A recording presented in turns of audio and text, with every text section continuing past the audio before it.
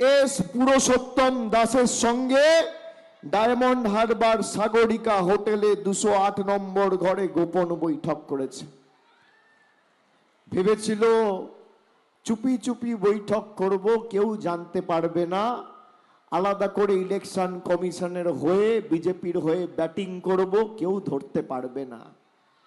আরে এখানে আকাশে বাতাসে মাটিতে ঘাটিতে জেটিতে লতায় পাতায় আমি রয়েছি, পালাবে কোথায়? পালাবে কোথায়?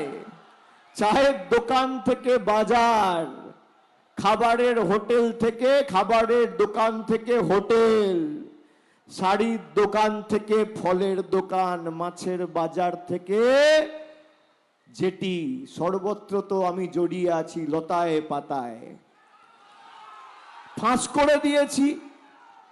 যে পুলিশ তাদের বিরুদ্ধে ব্যবস্থা নিয়ে তাদের গোপন বৈঠকের যে ভিডিও জনসমক্ষে আপনারা দেখেছেন, পুলিশ তদন্ত শুরু করেছে। পুলিশ কেন তদন্ত শুরু করেছে? ডায়মন্ড হারবারের অ্যাডিশনাল এসপি, এসডিপিও, উস্থি থানার ওসি, ডায়মন্ড হারবারের ওসি, ফলতার আইসি চেঞ্জ করেছে নির্বাচন কমিশন। চোর চুরি করছে, পুলিশ ধরেছে বলে পুলিশের বিরুদ্ধে ব্যবস্থা।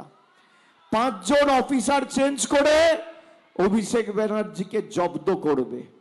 আমি চ্যালেঞ্জ করে যাচ্ছি জ্ঞানেশ কুমার আর অমিত শাহকে, 4 তারিখ দেখা হবে। ডায়মন্ড হারবারের ব্যবধানও বাড়াবো,